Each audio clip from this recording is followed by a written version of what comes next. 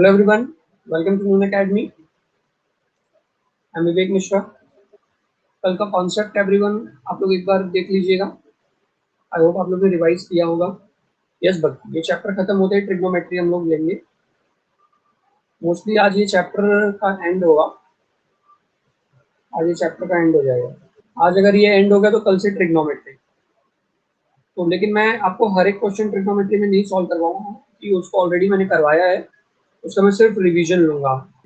Inverse trigonometry तो बहुत important topic है।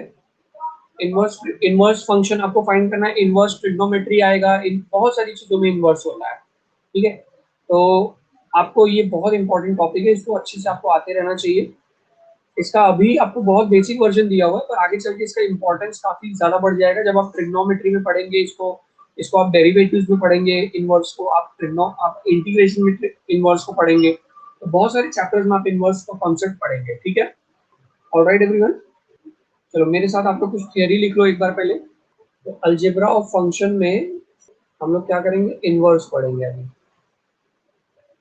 इनवर्स ऑफ फंक्शन बहुत इंपॉर्टेंट है। देखो ये सब बेसिक्स, यही सब बेसिक्स है। आप सोचो कि अगर आप लोग एबीसीडी नहीं पढ़ते केजी, या जब भी आप एबीसीडी पढ़ते हो KG, junior KG, senior KG में एबीसीडी नहीं पढ़ते, तो फर्स्ट में आके एप्पल की स्पेलिंग या कुछ भी लिखना रहता तो आप कर पाते क्या? बताओ। अगर आप एबीसीडी नहीं पढ़ते तो आप आगे चल के फर्स्ट सेकंड में आप लेटर्स लिख पाते क्या? सेंटेंसेस लिख पाते क्या? नहीं लिख पाते। तो सेम वही चीज है यहाँ पे भी। अगर आप ये सारे कॉन्सेप्ट 11th के अच्छे से नहीं पढ़ते हैं ना, तो आप फिर जाके 12th में बहुत स्ट्रगल करते हैं। बस और कुछ नहीं, 12th में स्ट्रगल करने का रीजन यही है कि आप लोग 11th में नहीं सही से पढ़ाई कर रहे हैं। ये जो भी बच्चा नहीं करता होगा, है ना? तो यहाँ पे जब बेसिक्स चलते हो ना, तो बहुत ध्यान से चीजों को सुना करें। ठीक है, डेफिनेशन सब लोग लिखेंगे।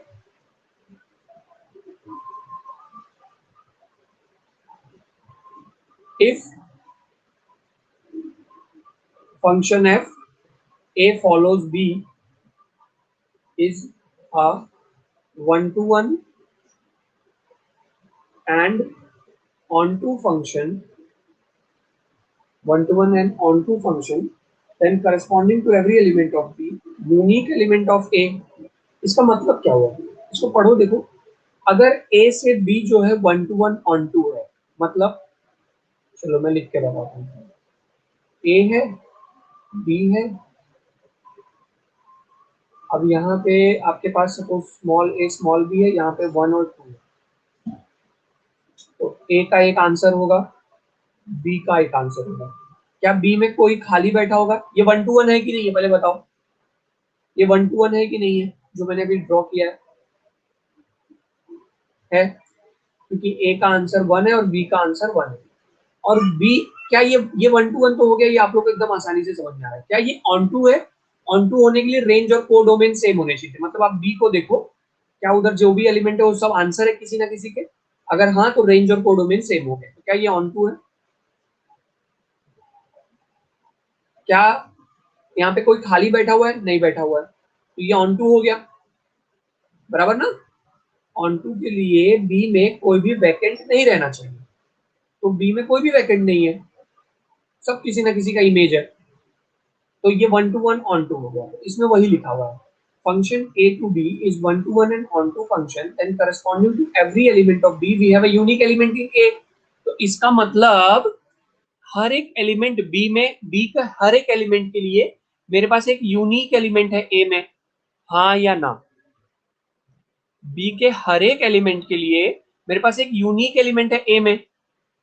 मतलब एक एलिमेंट के लिए दो दो नहीं है यहाँ पे, एक एक पे एक ही है। One to one, one to one था ना, तो बी के लिए भी एक ही एलिमेंट है यहाँ पे ए में।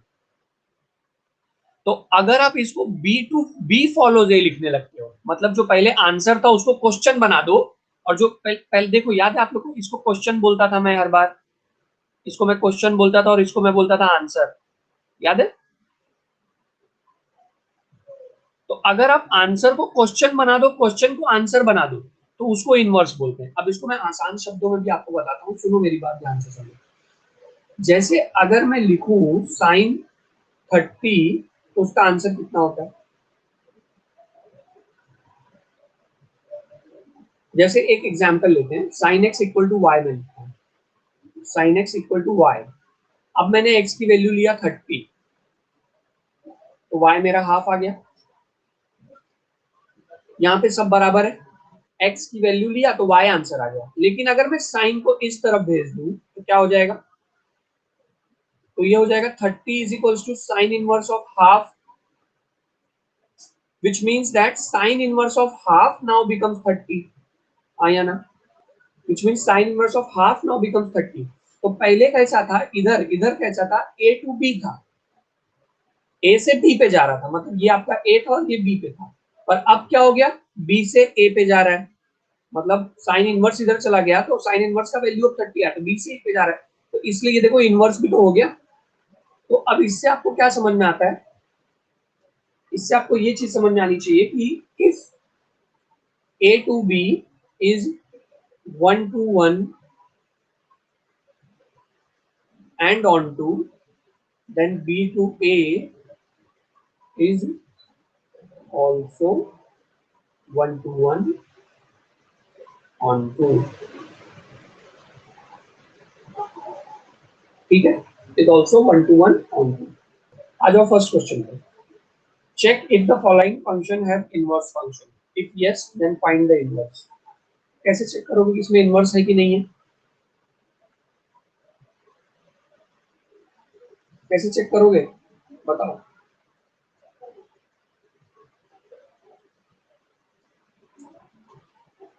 संकेत इसमें ना, अगर मेरा a टू b जो है 1 to 1 on 2 है, तो b टू a भी 1 to 1 on 2 ही रहेगा, ये एक इंफॉर्मेशन है।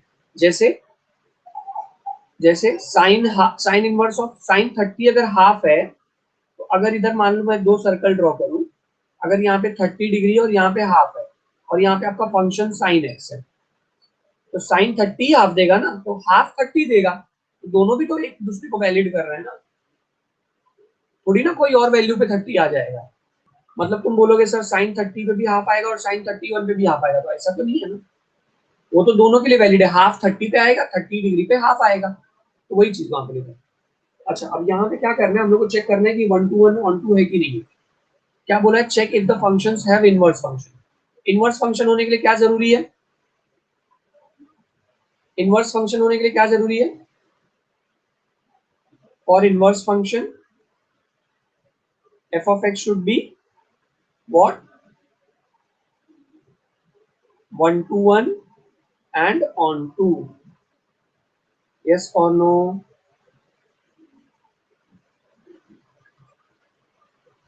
yes, ओके, तो चलो चेक करते हैं 1 to 1 on 2। क्या आपने पहले कभी 1 to 1 on 2 चेक नहीं किया है, क्या किया तो होगा ही।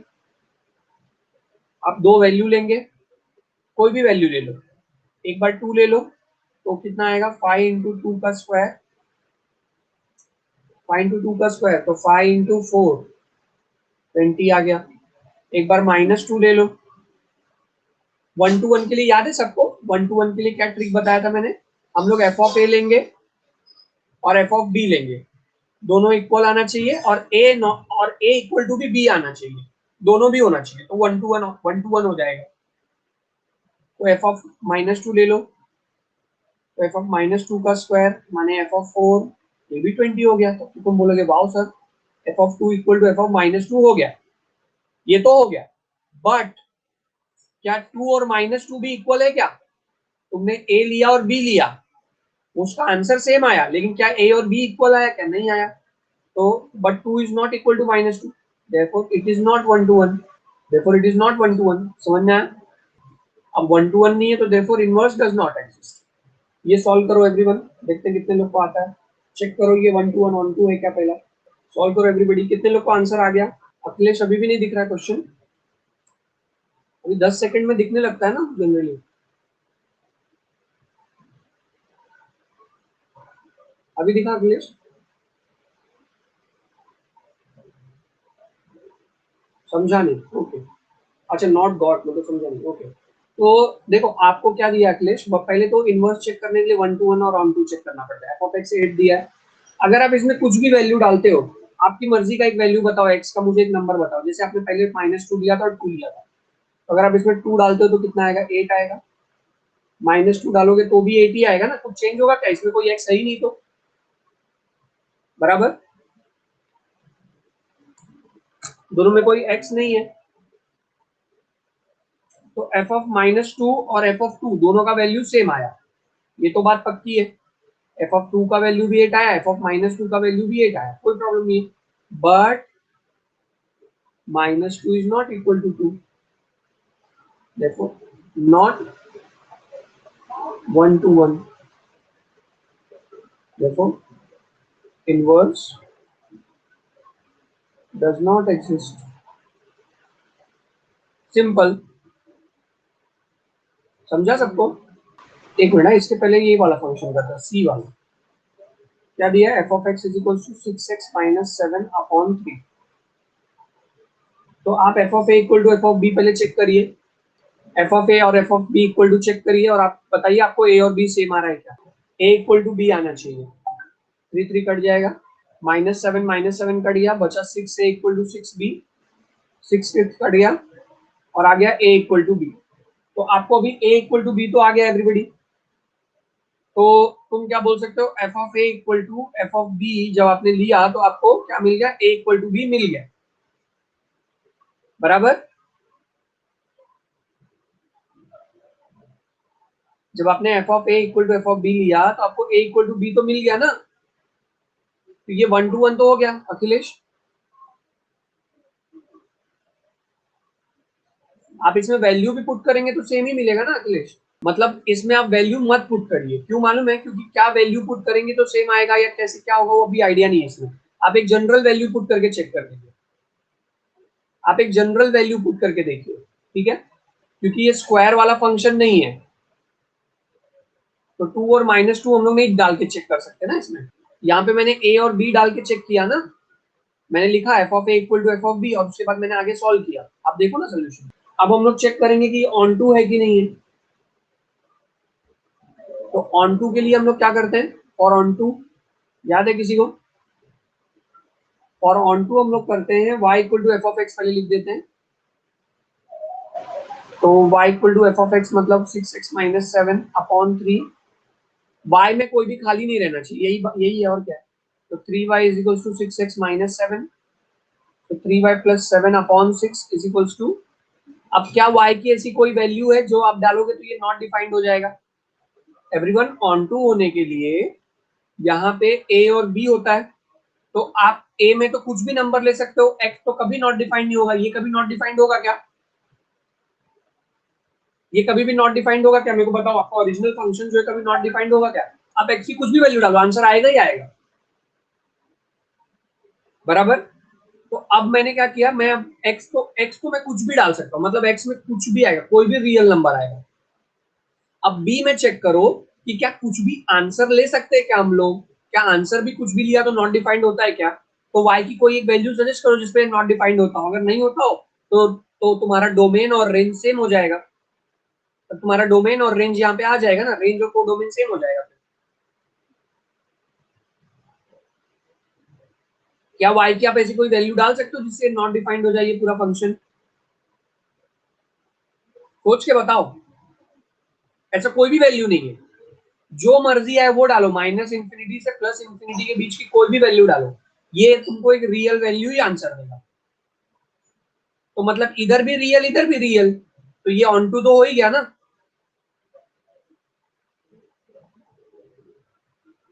तुम x का कुछ भी वैल्यू डाल सकते हो, तुम्हारा f of x not defined नहीं होगा, तुम y का भी कुछ भी वैल्यू डाल सकते हो, तुम्हारा आंसर नॉट डिफाइंड नहीं होगा, तो अल्टीमेटली r फॉलोज r हो गया ना, देयरफॉर a इनवर्स एग्जिस्ट या देयरफॉर इनवर्स एग्जिस्ट। जिसको नहीं समझा ना चैट बॉक्स में मेरे को नो लिख दो, और जिसको समझा वो यस लिख दो प्लीज, आज आप लोग का रिस्पॉन्स ज्यादा आ नहीं रहा है। संकेत आप पिछले लेक्चर्स में नहीं थे तो आपको नहीं समझेगा, आप रिकॉर्डेड लेक्चर देखोगे तो ही आपको समझ में आएगा। ये फंक्शन का 8th लेक्चर है संकेत, आप 8th लेक्चर में आप आए हो तो ऑब्वियसली आपको नहीं समझेगा, आपको 1 to 1 ऑन टू ये सारे कॉन्सेप्ट पता ही नहीं है।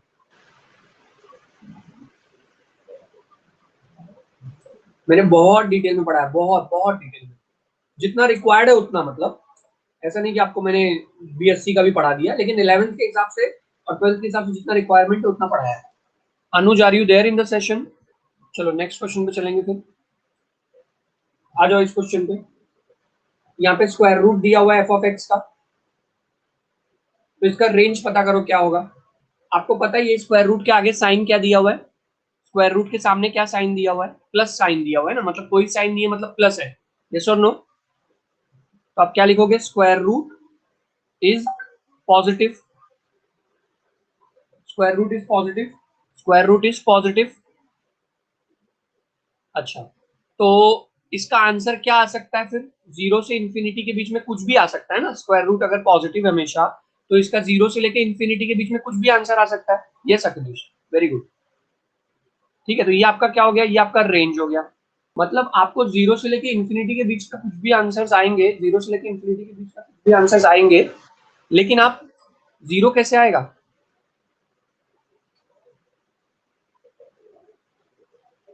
कोई वैल्यू पे तो आ ही सकता है अखिलेश। अगर आप इसको डाल दोगे 4x plus five equal to zero, तो 4x equal to minus five हो जाएगा, x equal to minus five by four हो जाएगा, इस वैल्यू पे जीरो आएगा और क्या।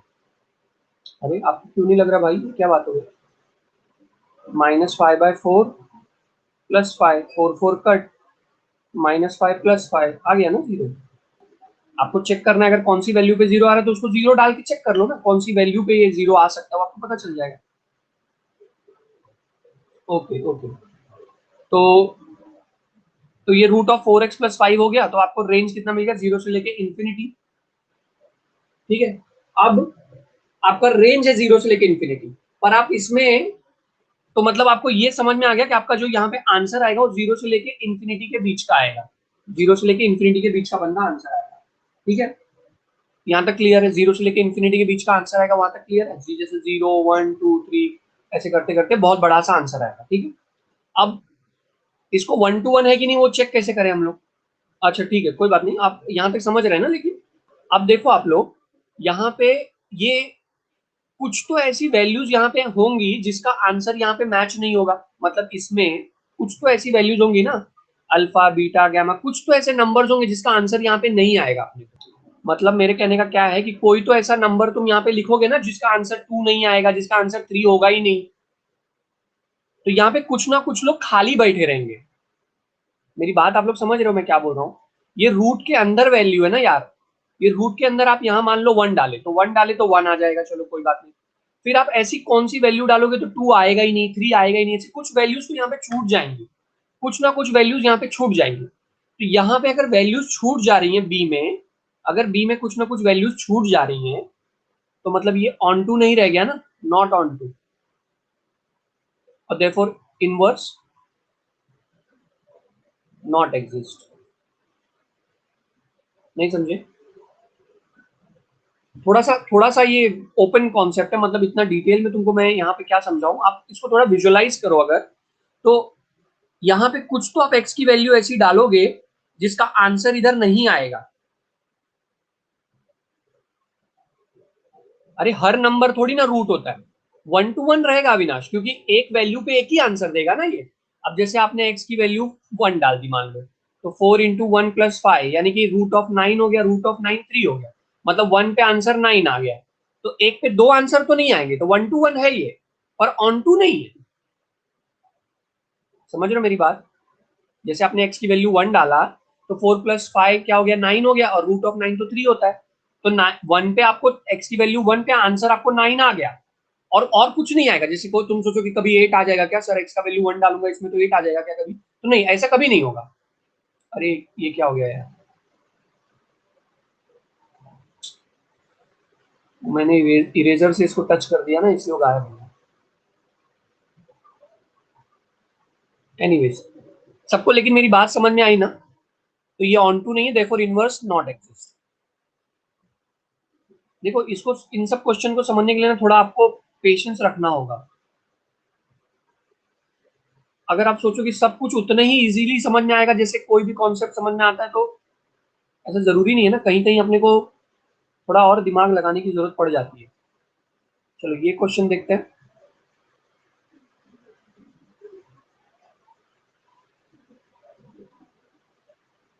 ये इंपॉर्टेंट क्वेश्चन है एवरीबॉडी, थोड़ा सा सोचो ना आप लोग भी, सब मैं ही बता रहा हूँ। क्या दिया हुआ है, एफ ऑफ एक्स दिया हुआ है,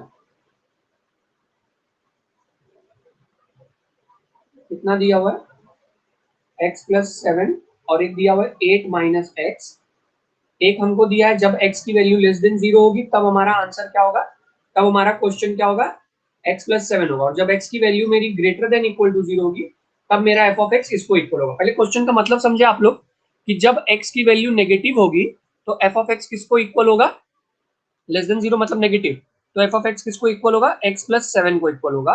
और जब मेरा x का value greater than equal to 0 होगा तब f ऑफ x किसको इक्वल होगा, 8 माइनस एक्स। पहले क्वेश्चन का मतलब समझा सबको, ऐसा जो क्वेश्चन लिख के दिया रहता है उसका मतलब समझना पहले जरूरी है, ऐसा तुमने पहले कभी नहीं देखा रहेगा। अब देखो क्या होगा, यहाँ तक अगर लोगों को समझ में आए तो आगे बढ़ते हैं।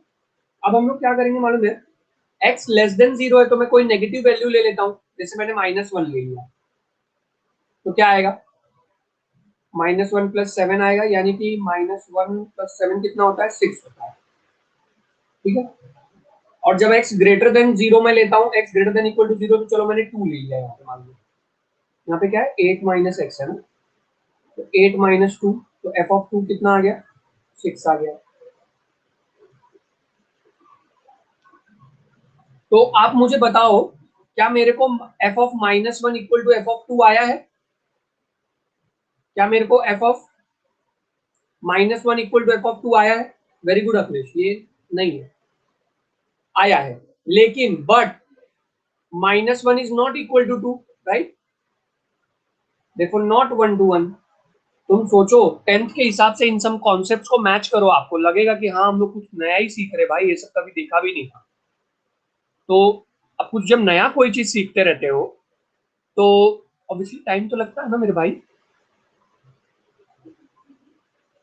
संकेत कोई प्रॉब्लम, आपने नो क्यों लिखा है, इसको ट्राई करोगे क्या आप लोग, इसको ट्राई करोगे आप लोग, खुद से करो ना एक क्वेश्चन को,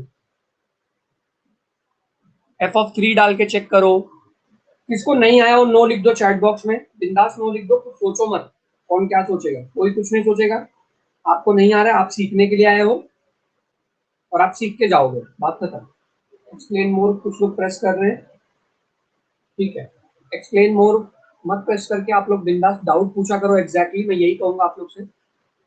okay Preeti, I will explain, very good Preeti, very good for those who have solved and also those who are clarifying their doubts, दोनों दोनों बातें बहुत अच्छी है। बुरा वही चीज है कि जो आप क्लियर ना करो। तो f of x equal to x cube plus f of x,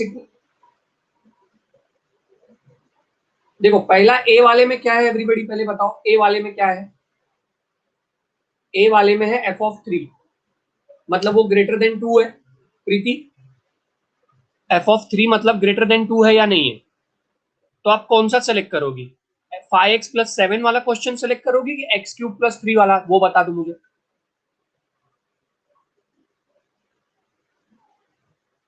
greater than 3 मतलब ग्रेटर देन 2 हुआ तो आप 5x प्लस 7 सेलेक्ट करोगी, क्योंकि एक्स क्यूब प्लस 3 तो एक्स स्क्वायर प्लस 3 तो लेस देन 2 पे है ना। हाँ वेरी गुड संकेत, ध्यान देना थोड़ा, 5x प्लस 7, अब उन लोगों ने 3 बोला इसलिए मैंने इसको सेलेक्ट किया, क्योंकि ये ग्रेटर 3 जो था 3 ग्रेटर देन 2 है, इसलिए मैंने इसको सेलेक्ट किया। अब यहाँ पे कितना आ जाएगा, एफ ऑफ 3 आ जाएगा, तो 5 इंटू 3 प्लस 7, 5 3 जा 15 प्लस 7, 15 प्लस 7 कितना हो जाएगा, 22 हो जाएगा। फिर उसके बाद बी, एफ ऑफ 2, तो क्या ये 2 इक्वल टू 2 है या लेस देन 2 वाला है, क्योंकि ये तो ग्रेटर देन 2 था ये, तो अब कौन सा सेलेक्ट करोगी आप, एफ ऑफ एक्स कौन सा वाला सेलेक्ट करोगी, क्योंकि अभी सीधा इक्वल टू 2 ही दे दिया इन लोगों ने। Yes Vaishnavi, correct answer, first वाला सेलेक्ट करोगी। So x square plus 3, very good Vaishnavi, less than equal to 2 है, तो मेरे पास तो 2 ही है जो कि इक्वल टू 2 है, तो यहाँ पे 2 डाल दूंगा, 2 स्क्वायर प्लस 3 यानी कि 4 प्लस 3 यानी कि 7, ये आपका एफ ऑफ 2 हो गया। फिर उसके बाद सी वाले पे आ जाओ, एफ ऑफ 0, 0 है सी वाला, 0 मतलब लेस देन 2 ही होता है ना, लेस देन इक्वल टू 2, तो आप हम लोग कौन सा सेलेक्ट करेंगे, एक्स स्क्वायर प्लस 3, और इधर लिख दूंगा क्यों सेलेक्ट किया, क्योंकि लेस देन इक्वल टू 2। अब यहाँ पे हम लोग 0 डाल देंगे तो 0 स्क्वायर प्लस 3 आ जाएगा, तो एफ ऑफ 0 कितना आ जाएगा, 3 आ जाएगा। सबको समझ में आया रहेगा? अब तो पक्का समझ में आया कि नहीं है? नहीं आया तो नो बोल दो, अभी भी कोई बात नहीं है। अब कहाँ जाना है अपने को? हाँ, अभी आज हम लोग नया कॉन्सेप्ट फिर स्टार्ट करते हैं। क्या नाम है इस कॉन्सेप्ट का? Piece wise defined function. Yes Akhilesh, ऐसा ये मैं बता रहा हूँ ना, ये फंक्शन चैप्टर 12th के लिए ही मेजरली इंपॉर्टेंट है। इसलिए देखो, आप अगर ना डिलीटेड सिलेबस उठा के देखोगे ना अखिलेश, तो फंक्शन का नाम भी नहीं लिखा है डिलीटेड सिलेबस में। क्योंकि अगर वो लोग फंक्शन में से कुछ भी डिलीट किया ना मेरे भाई, तो फिर 12th में तुमको तकलीफ आ जाएगी। चलो स्टार्ट करेंगे पीस वाइज डिफाइंड फंक्शन। सबसे पहले इसमें आता है सिग्नम फंक्शन। इसको तुम सोचोगे कि पीस वाइज क्यों बोल रहे हैं सर इसको, तो वैसा सोचते होगे ना सर, इसका पीस वाइज क्या के लिए नाम है? क्योंकि इसमें जो क्वेश्चन दिया रहेगा ना मेरे दोस्तों, जो क्वेश्चन दिया रहेगा ना, क्वेश्चन को दो पार्ट में सॉल्व करेंगे हम लोग। समझ में आ रहा है मैं क्या बोल रहा हूँ? देखो मैं यहाँ पे लिखता हूँ, function defined by two or more equations. Function defined by two or more equations on different parts. मतलब जैसे केस वन केस टू, एक क्वेश्चन को दो तीन केस में सॉल्व करेंगे, इसलिए इसको पीस वाइज बोलते हैं। On different parts of given domain,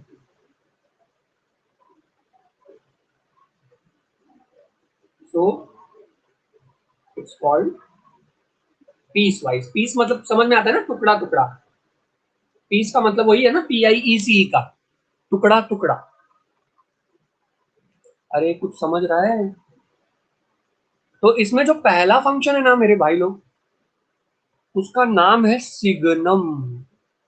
ऐसा लगता कोई मस्त सिंगर का नाम है, सिग्नम फंक्शन। या स्टाइलिश नेम लगता है।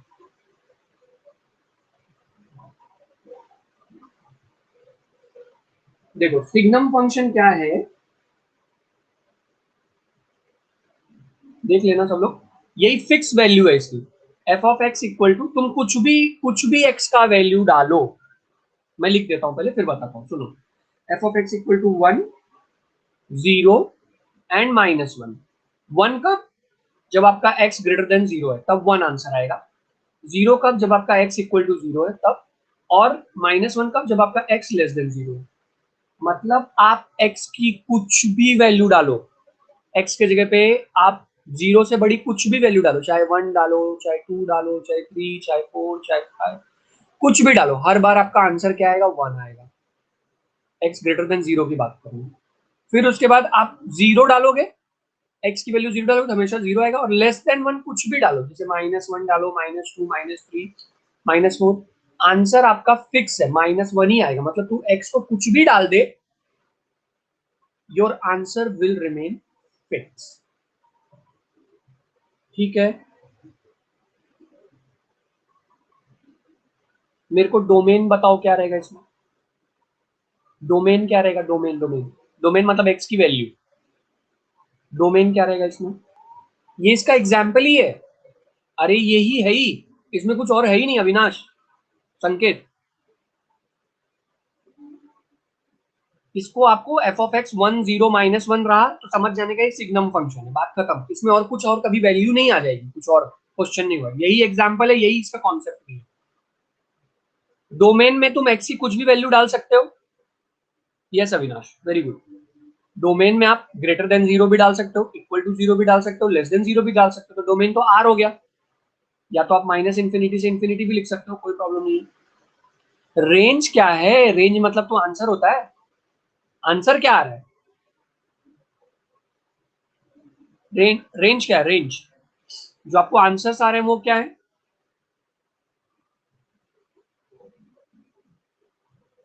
आंसर आपका करली ब्रैकेट में लिखूंगा मैं, क्योंकि आंसर आपका या तो 1 आएगा, या तो 0 आएगा, या तो -1 आएगा। करली ब्रैकेट में लिखा, स्क्वायर ब्रैकेट या राउंड ब्रैकेट में नहीं लिख रहा हूं। स्क्वायर ब्रैकेट में लिखता तो जैसे अगर मान लो 2 से 3 लिखता तो 2, 2.1, 2.2, 2.3 सब कुछ आ जाता।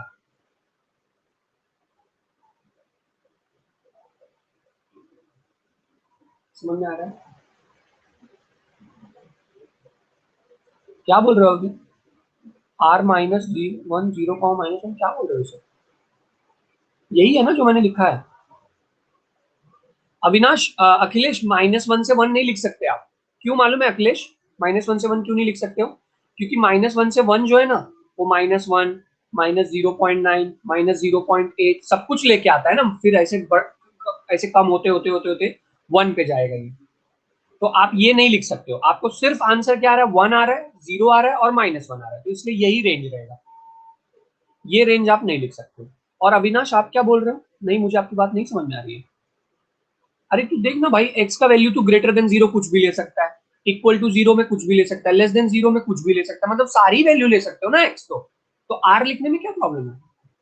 सर उसमें आर नहीं है। क्यों नहीं है? आर आर ही तो आएगा ना। आर मतलब रियल वैल्यू, यानी कि कुछ भी एक्स, चाहे डेसिमल लो, चाहे फ्रैक्शन लो, चाहे जो लो। हाँ, तो आपने नहीं लिखा है ना, इसलिए मेरे को डाउट आ रहा था अविनाश।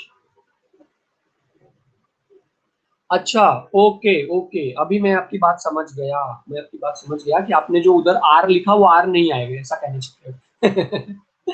ओके ओके, ऐसे मत कंफ्यूज कर मेरे भाई। चलो ठीक है, क्लियर ना एवरीबॉडी? इसका डायग्राम कैसे रहेगा यार? इंपॉर्टेंट। ओ, इंपॉर्टेंट बात तो हम लोगों ने किया ही नहीं। डायग्राम डायग्राम डायग्राम, हर फंक्शन का ऐसा डायग्राम होता है अपना। वो तो अखिलेश, वो डायग्राम नहीं होता, वो मैनी टू वन और वो वाला, वो डायग्राम नहीं होता। अच्छा, आप बता रहे हो, ऐसा इन्फॉर्मेशन दे रहे हो तो ठीक है। देखो इसका डायग्राम कैसा होगा, फंक्शन का डायग्राम कैसा होगा, इसको अगर मैं ग्राफ प्लॉट करूं, ग्राफ कहने का मतलब मेरा ग्राफ एक्स वाई, हम लोग एक्स पे कुछ भी वैल्यू ले सकते हैं, हाँ या ना? जैसे 0, 1, 2, 3, 4, 5, ऐसे कुछ भी वैल्यू ले सकते हैं। आप लोग इस बात से सहमत हैं? हम लोग एक्स का कुछ भी वैल्यू ले सकते हैं, पर क्या वाई कुछ भी आएगा? क्या तुम्हारा आंसर कुछ भी आ रहा है क्या अपने मन का? आंसर एक फिक्स ही आ रहा है, या तो 1 आ रहा है, या तो 0 आ रहा है, या तो -1 आ रहा है। तो अब इसका ग्राफ कैसे बनेगा? बोलो बोलो। इसका ग्राफ कुछ इस तरह से बनेगा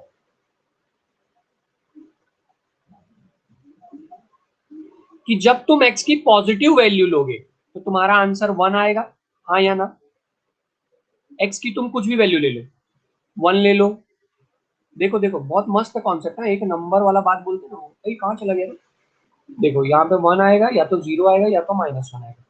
अब आप x की कुछ भी वैल्यू ले लो, आपका आंसर क्या आएगा? -1 ही आएगा। ऐसा देख लो, आपको आपको मेरी बात पे यकीन तो है नहीं, मैं जानता ही हूँ।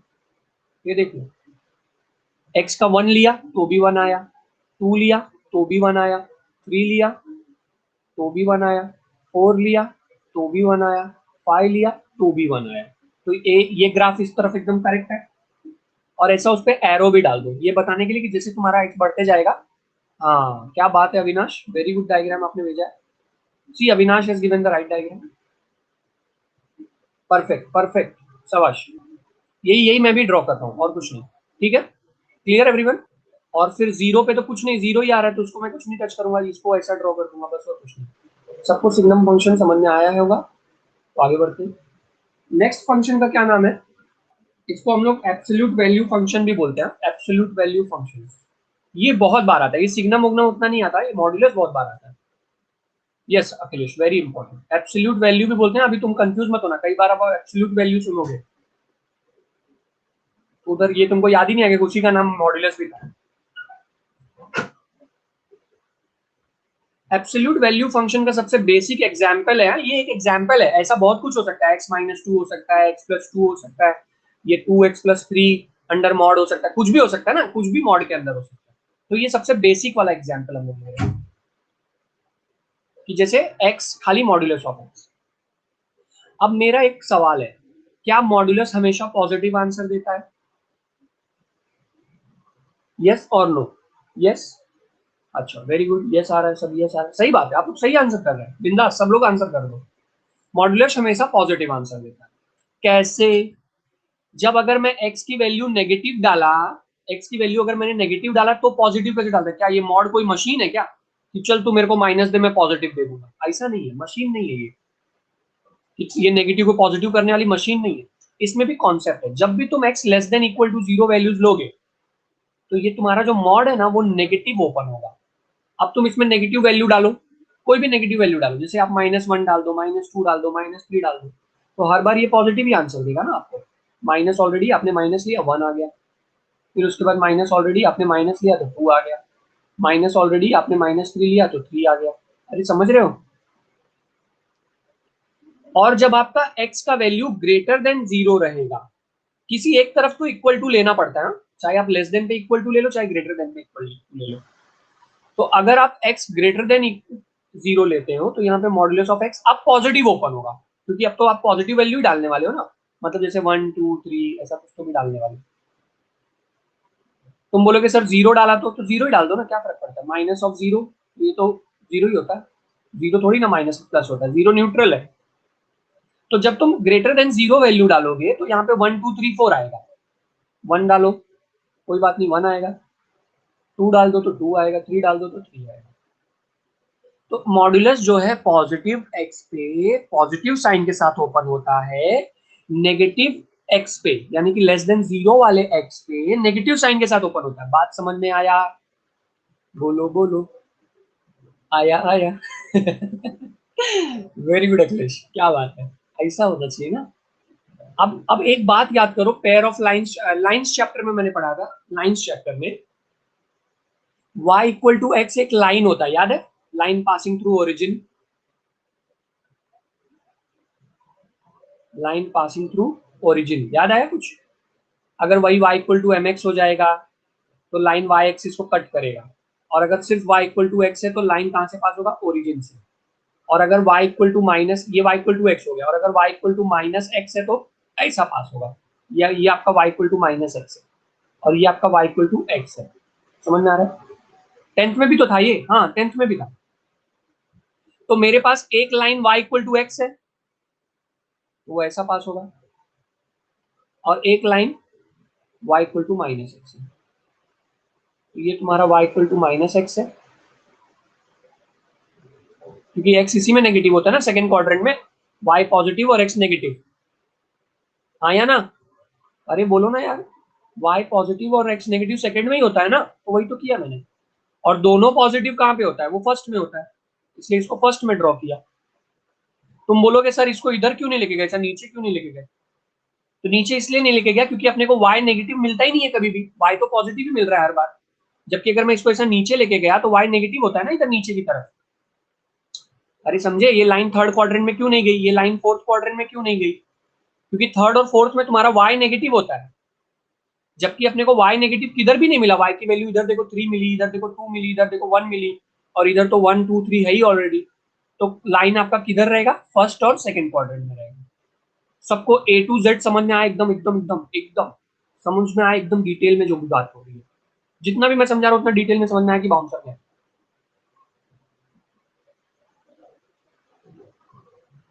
तुम्हारे मन में सवाल आना चाहिए ना कि सर आप इधर इसको नीचे क्यों नहीं लेके गए, तो नीचे इसलिए लेके गया क्योंकि इधर नेगेटिव y होता है, x तो पॉजिटिव है पर x तो नेगेटिव है और y भी नेगेटिव है, जबकि y कभी भी नेगेटिव नहीं आएगा मॉड फंक्शन में, इसलिए इसको नीचे नहीं लेके गए। ठीक है, चलो अभी आप यहाँ पे टाइम अप हो गया एवरीबडी, कल इसका क्वेश्चन हम लोग सॉल्व करेंगे, ठीक है, कल इसका क्वेश्चन हम लोग सॉल्व करेंगे। So most of you have given the right answers. Everybody आज का सेशन कैसा था, सबको समझ में आया?